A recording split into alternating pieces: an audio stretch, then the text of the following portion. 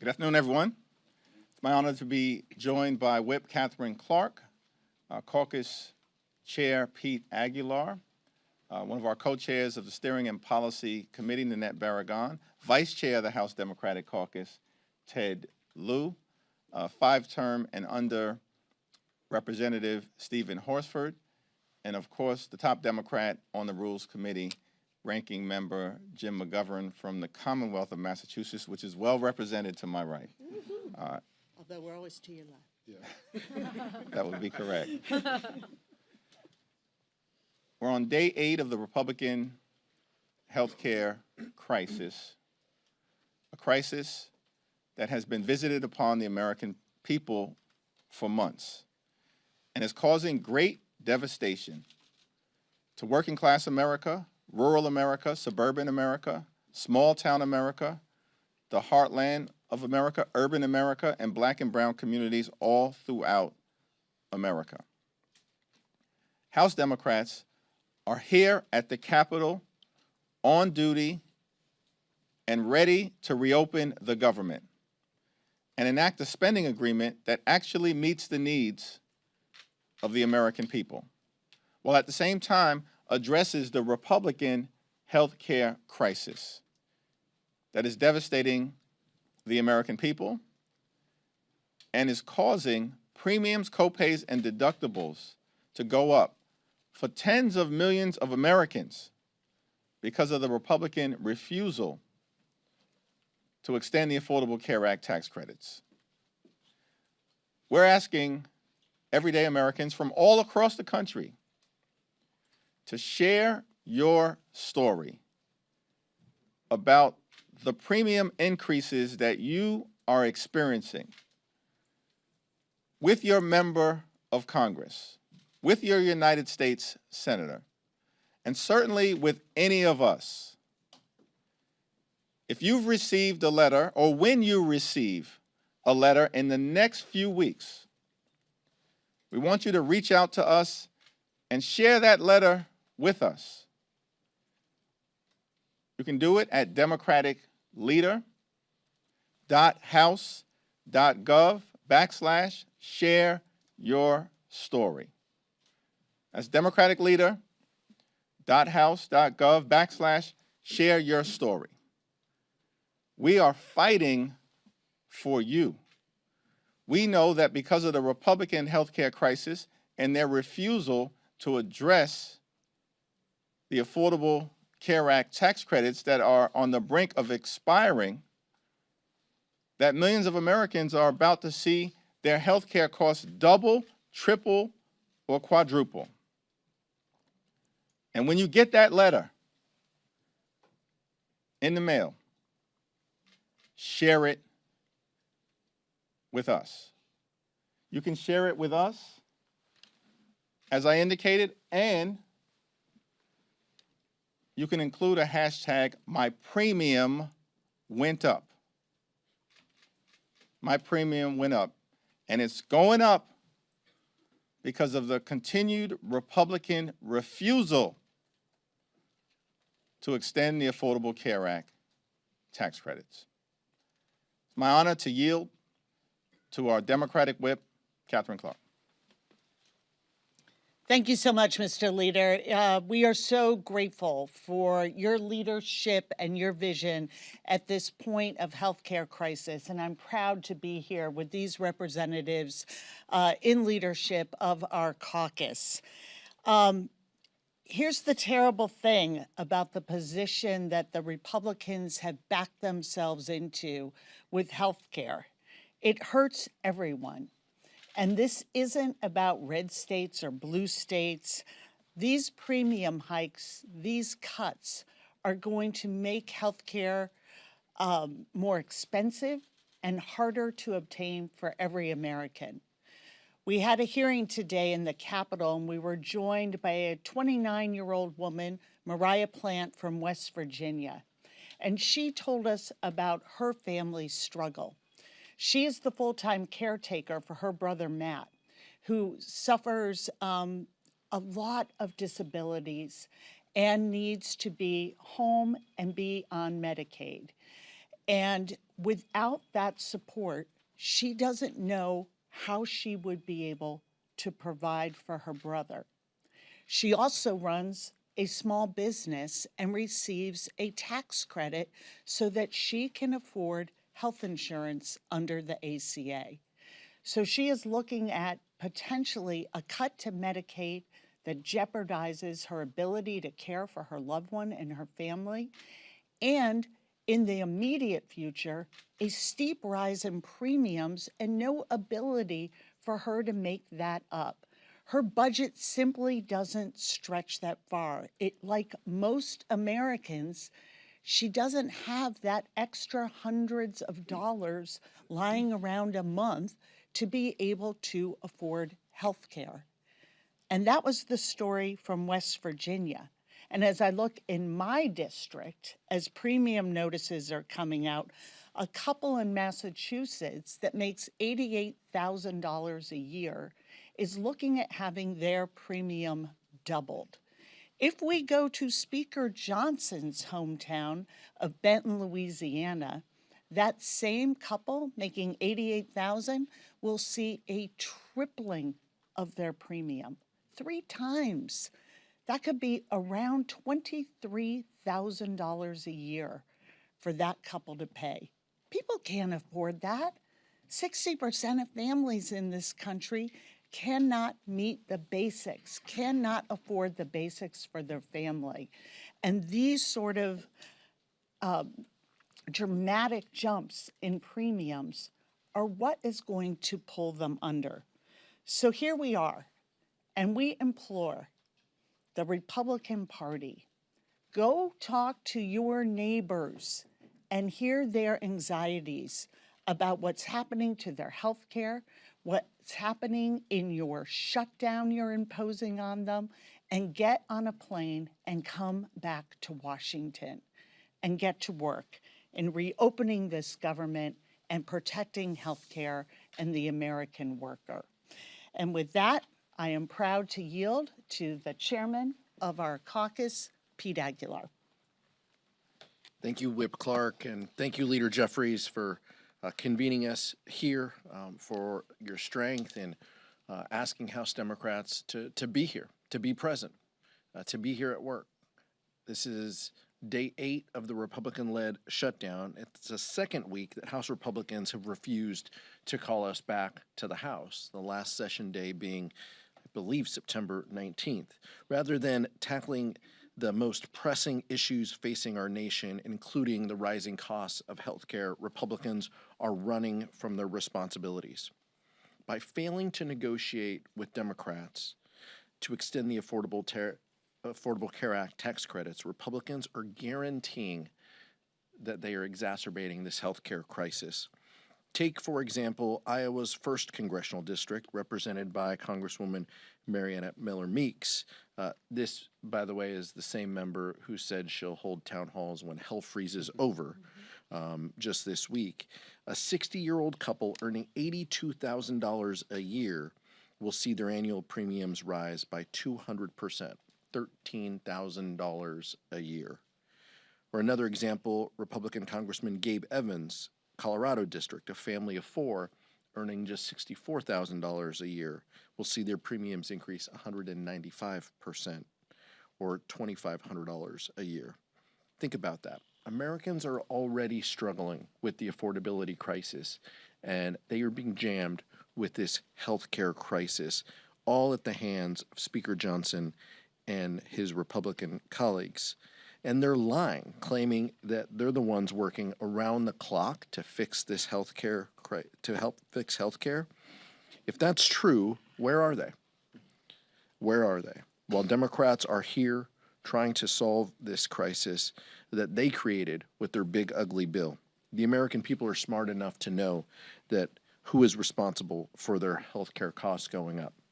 I hope that Republicans will wake up, that they'll do the right thing, and that they'll work with us to keep healthcare costs down. Turn it back over to Leader Jeffries. Thank you, Chairman Aguilar. We've also been joined by Susan Del Bene, the chair of the Democratic Congressional Campaign Committee. Questions? Thank you so much. As you pointed out, medical premiums are soon set to rise dramatically, yet Obamacare requires COVID-era funding just to keep healthcare costs down. Doesn't this prove Obamacare was ultimately a failed policy fix for healthcare? And how can Democrats be trusted to fix healthcare when Obamacare was ultimately the solution? The overwhelming majority of the American people, including Republicans, support the Affordable Care Act because it's a vital part of providing health insurance coverage to working class Americans, middle class Americans, and everyday Americans. Republicans are peddling a lie that the current structure of the Affordable Care Act relates to the COVID-19 pandemic. It has nothing to do with the COVID-19 pandemic. The Affordable Care Act tax credits were put into place as part of the Inflation Reduction Act. That's what we're talking about. Lowering the costs for hard-working American taxpayers at a moment when the Republican healthcare crisis is skyrocketing the cost of living related to premiums, copays, and deductibles. And by the way, we have a cost of living crisis in the United States of America that Republican policies are making worse. Donald Trump and the Republicans spent all last year promising to lower costs on day one. Costs aren't going down, and the American people know it. Costs are going up. Inflation is going up. The Trump tariffs are adding thousands of dollars a year in additional expenses at a moment when everyday Americans are already struggling to make ends meet. And now Republicans have shut down the government rather than extend the Affordable Care Act tax credits to try to make health insurance more affordable, which is why Democrats are in this fight on behalf of the American people. Second row. Leader Jeffries, what do you make of Speaker Johnson canceling House sessions this week, and when do you think he'll call for the House to return? House Democrats were here last week. House Democrats are here this week. House Democrats will be here next week. House Republicans are on vacation right now. That's extraordinary. They canceled votes last week. House Republicans have canceled votes this week. We haven't been in session since September 19th. And on that day, Republicans got out of town before sundown, never to be seen again. As we approach the government shutdown and are now in day 8 of the Trump Republican shutdown. And these extremists don't even want to show up to work when they're requiring hardworking federal employees to show up to work without pay because of the Republican shutdown. And so we've repeatedly made clear we will sit down as Democrats anytime, any place, anywhere with anyone, our Republican colleagues, either here in the Congress or go back to the Oval Office to reopen the government, to enter into a spending agreement that actually makes life better for the American people and that addresses the Republican health care crisis. I don't know if anyone else wanted to add. Yeah. You know, Republicans love to advocate for more work requirements for poor people, people on SNAP, people on Medicaid. Well, I got an idea. Let's have a work requirement for Republicans to show up to Congress and do your goddamn job. I mean, millions of people are about to lose their health care. This is a serious crisis we're in, and we can avoid it. We can avoid people losing their health care, and we can keep the government open. They need to show up. Okay. Michael. Thank you, Mr. Leader. Yesterday, you said that 1-year extension on the ACA subsidies was a non-starter. James Shaheen said that, told me that red line was not helpful to the conversations that she's having in the Senate with her colleagues on both sides of the aisle. Leader Schumer said this morning that he didn't want to negotiate in public and declined to go as far as you did yesterday. Are you still consistent with red line being no to a 1-year extension, or kind of where are you at today on that? Yes, if anything is presented to us, of course, the caucus will consider it in good faith. But at the moment, here's where we stand. Republicans enacted massive tax breaks for their billionaire donors as part of the One Big Ugly Bill. And they made those tax breaks permanent, while at the same time ripping Medicaid away from 14 million Americans and stealing food from the mouths of hungry children, seniors, and veterans. And then, are we to take the position at this moment in time, in the midst of a Republican healthcare crisis, that we can't provide stability and certainty to working class Americans who rely on the Affordable Care Act tax credits? That's an unreasonable position for anyone in Congress to take at this moment in time, relative to what Republicans have done in ripping health care away from tens of millions of Americans. Our position that has been articulated in a bill that was introduced by Senator Patty Murray and Congresswoman Rosa DeLauro is a permanent extension of the Affordable Care Act tax credits to match the permanent extension that Republicans on their own saw fit to do for the wealthy, the well-off, and the well-connected as part of the Republican continuing effort to subsidize the lifestyles of the rich and shameless. Now, at the end of the day, the caucus, in good faith, will evaluate anything presented from the Senate. But, in our view, as it relates to the Affordable Care Act tax credits and any other effort to address the Republican health care crisis, it has to be meaningful. It has to be meaningful in terms of making a difference in the lives of the American people. Do you maintain that there's no daylight between you and Senate Democrats? Yes. Okay. Back. Thank you, Mr. Leader. You know, there's been a lot of discussion about whether there should be a vote on paying the military during this shutdown. I know some of your members penned a letter to the Speaker asking him to call the House back on it. Today the Speaker said unlikely because basically the House had the opportunity to have that vote. Do you believe there should be a standalone vote on military pay?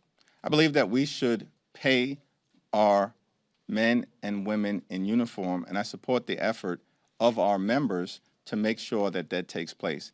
And shame on the Republicans for remaining on vacation and even refusing to pay our troops because of their continued effort to gut the health care of the American people, which they're putting above even the men and women of the U.S. military. I don't know if Catherine, Ted, you want to address this? Go ahead, Ted. Having served on active duty in the U.S. military, it is insane not to pay our troops. Some of them are in high-risk missions, and you want them thinking about whether they can get paid, whether they can care for their family. You don't want them focused on that. You want them focused on our national security, and this is going to affect our national security. House Democrats are here. Republicans are on vacation. They need to come back and work, and we need to pay our troops. I would just add that Mike Johnson sort of doubled down on this and showed their callous disregard for the Americans involved in their shutdown. Because what he said was a vote to give funding to our troops so they don't miss a paycheck while serving our country would be a show vote. A show vote? I can't imagine anything more disrespectful. And it's just insight into how they are viewing this. You take the deal we are offering to the American people, and the Republican deal is we take your health care away in order to pay for permanent tax breaks for the very wealthiest people. And if you don't take that deal, we're going to shut down government. And we're not even going to come to work while we are telling hardworking Americans who serve the public, you've got to go to work and not get paid. But us, we'll get paid and not show up for work. That's how little regard they have for the American people and what they're going through. And this entire system and this entire shutdown is based on their allegiance to the very wealthy. And American families are not making it. And every day they make life harder and more expensive. And you can see it in the way they toss aside payment to the troops as a political stunt, some sort of show vote. This is something that we have come together in a bipartisan way at the beginning of every shutdown and voted to do. That is what we do when we are in these terrible situations of a government shutdown. And the fact that they don't do it tells you exactly how they regard our troops and the American people. Okay. Will you call Speaker Johnson and implore him to swear in Adelita Grijalva? We have made clear privately and publicly that Representative Adelita Grijalva should be sworn in immediately, without delay. Mike Johnson swore in 2 Republican members of Congress immediately after their April 1st special elections were concluded during a pro forma session when no one else was even around. And that was done by Republicans because they wanted to jam their one big ugly bill down the throats of the American people so they could rip away health care, steal food from children, and enact massive tax breaks for their billionaire donors. Republicans acted with great urgency to swear in 2 right-wing members of Congress to do in the American people in order to reward the wealthy, the well-off, and well-connected. But now, at this moment, Representative-elect Adelita Grijalva, who won by much wider margins than those 2 Republican members, there is no dispute or controversy relative to her election. And so many of us are asking the question, why the delay, Mike? What's the delay with respect to Representative-elect Adelita Grijalva? Does it have anything to do with Republicans' continuing effort to hide the Epstein files from the American people? Inquiring minds want to know. Thanks. 3rd row. You? Oh, Yeah. sorry. I got that right? 3rd row. All right. This is actually for Whip Clark Okay. to address this, and Yeah. Leader Jeffries, feel free to as well. Just curious what steps you're taking right now to make sure that back pay for federal furloughed workers is guaranteed under the 2019 law. We have already taken the steps necessary because, as you pointed out, that is the law that Speaker Johnson voted for.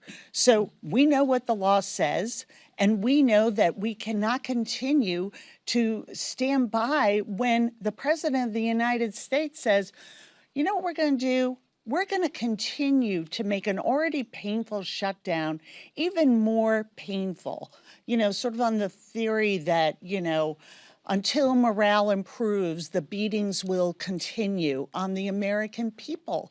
And it's all about harming workers. So, and now he's saying, well, maybe it won't withhold the pay for people who are working without pay for everybody, just those non-deserving workers. Mike Johnson knows the law. Donald Trump knows the law. The workers deserve pay. And that's full stop. That is something we voted on in the first Trump administration. He signed that law. So this isn't up for some sort of legal interpretation. That is the law. But that seems to be very out of vogue with this version of the Republican Party.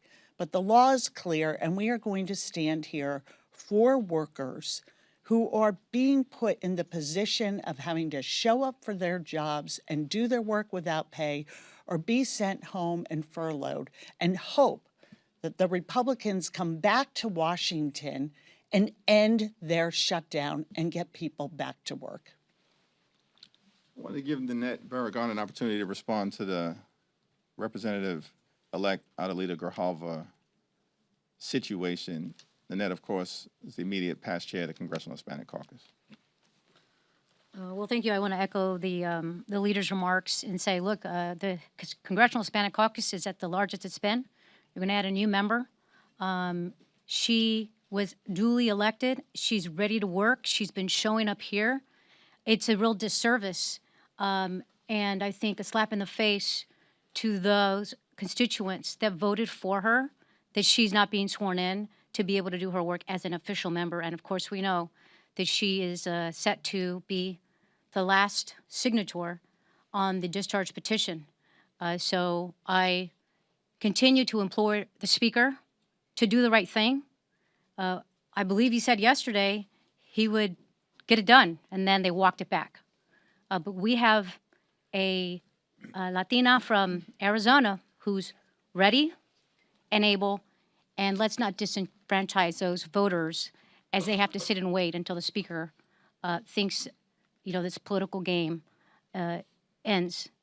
We should all really call on him to swear her in immediately. Thank you, Leader. A follow-up on a question that was asked before. We talk about how these subsidies are needed to keep premiums low, and I think there is a question in a lot of people's minds that if these subsidies are truly needed to keep those premiums at that level, does that signal that there are reforms needed to the ACA to lower premiums in general?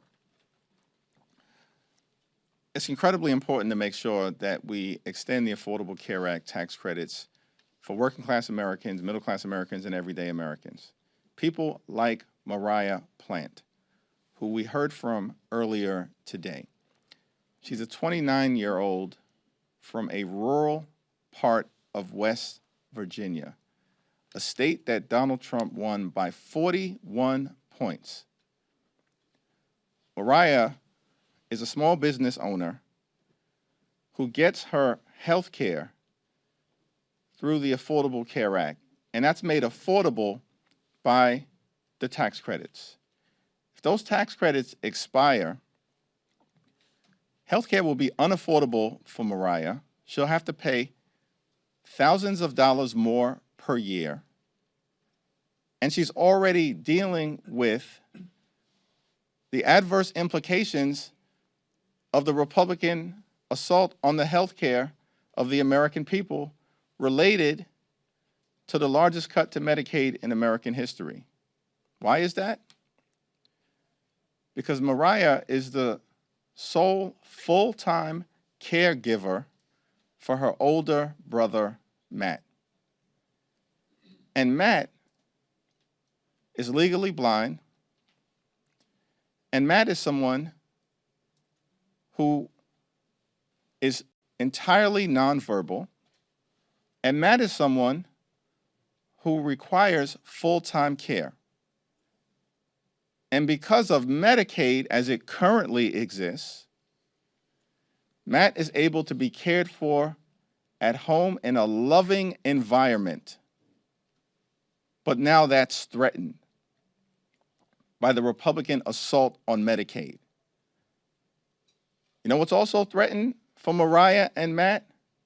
The fact that their rural hospital may close because of the Republican assault on the health care of the American people. And then on top of that,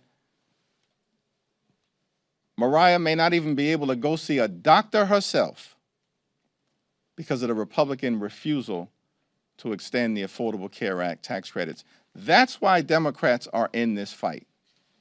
It's not a political struggle, it's personal for the American people. And just like we're telling Mariah's story, elevating it, as she did earlier today at our hearing, so courageously and authentically on behalf of everyone else in West Virginia and throughout the country, we're asking the American people to share their stories with all of us about the hardship that you're facing as a result of the Republican healthcare crisis and the need for something to be done about it right now. I want to give Stephen Horsford an opportunity to say anything, and Susan Del Bene.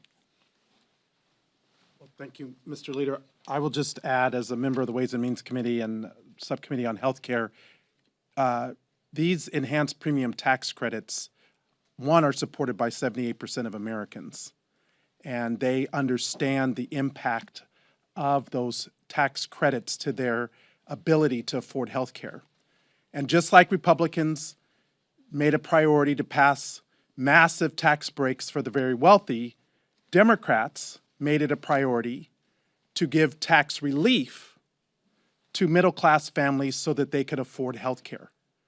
We're using the tax code to help middle-class families afford health care, not the ultra-rich get another tax break for a yacht or whatever else they're buying. This is a matter of life and death, and it's a matter of clear priority by the House Democratic Caucus, led by Leader Jeffries and Whip Clark and the rest of our leadership team. And it is personal, because not only are our constituents dealing with this issue, but members of Congress are dealing with these critical issues. And we will make sure that we continue to defend every person's right to health care. It is an economic imperative, and it's a human right. You know what happens when more people have health care coverage? People are healthier, and we save money. I think it's really important to think about the fact that when we have these tax credits in place, that actually saves us money. Cutting the tax credits means more and more people aren't going to have health care, more and more people going to the ER, more and more uncompensated care that others have to pick up the cost for, raising prices on everyone, not just folks on the exchange, raising prices on everyone. Our healthcare system is challenged. We see more rural hospitals, more services in hospitals closed, more folks, more staff being let go. It's a spiral. So not only because of the incredible stories like Mariah that the leader was just talking about, but also from a fiscal standpoint, it's the right thing to do. It helps our communities. More people have coverage. It's more fiscally responsible. And yet Republicans are still on vacation and have no plan on how to continue going forward. I just want to say, look, I sit on Energy and Commerce. I sit on the committee that does everything on healthcare. And I can tell you, hearing after hearing after hearing, we are not hearing Republicans come up with legislation or bills that's going to bring down the cost of their health care. On the contrary, everything that's being done is raising cost. So the party in power right now, the Republican Party, who controls what the hearings are not having hearings on how to lower the cost of health care or premiums. Look, we want to make sure health care is accessible to everybody, whether you're a Democrat, or you're a Republican or independent in rural America, in small towns, in cities like mine. This is about health care. This is about getting everybody access to health care. And I can tell you that we do not have those hearings. The party in charge has not expressed an interest in committee on having hearings on how to bring the cost down. So Democrats are fighting to do just that. Thank you, Mr. Leader. We've talked a lot about the countless Americans who are going to lose their paychecks in a prolonged shutdown. We've also seen lawmakers from both chambers and both sides of the aisle say that they will forfeit their checks to stand in solidarity with those Americans. Are you or any members of your leadership team planning on doing the same thing? That's an individual decision that every member will have to make on November 1st. Hopefully, Republicans will actually get back to Washington well before that, do their job so we can sit down, reopen the government now, enact a spending agreement that makes life better for the American people now and addresses the Republican health care crisis now. Have you heard from the White House at all since your meeting with the president? And do you think that he ultimately needs to engage in order to have the Republicans perhaps take up health care as well? In the White House meeting that we had last week, I made clear to the president, with Johnson and Thune sitting right there, that the reason why Leader Schumer and I demanded this meeting is because at the end of the day, nothing's going to happen on the Republican side unless Donald Trump tells them to do it. The Republicans here in Congress have long ago abandoned the notion that they're part of a separate and co-equal branch of government. They don't see their jobs that way. They function like functionaries, like wholly owned subsidiaries of the Trump administration. And all they've done all year, these Republicans here in Capitol Hill, is to rubber stamp Donald Trump's extreme agenda. That's raising costs on the American people and ripping health care away from them at the same time. If we're going to get a resolution here, we need presidential leadership. That's what Donald Trump himself said 12 years ago in 2013. If a shutdown happens, the buck stops with the president. This is now the second time that the government has been shut down under Donald Trump, and he's in the Presidential Witness Protection Program. He's nowhere to be found. He's got time to be on the golf course, but apparently doesn't have time to sit down with Democrats in the House and the Senate to reopen the government. Thank you, everyone. Two-game series now. I told you what was going to happen yesterday. Go Mariners! They like talking about that. Yes, sir. Have a good one. John,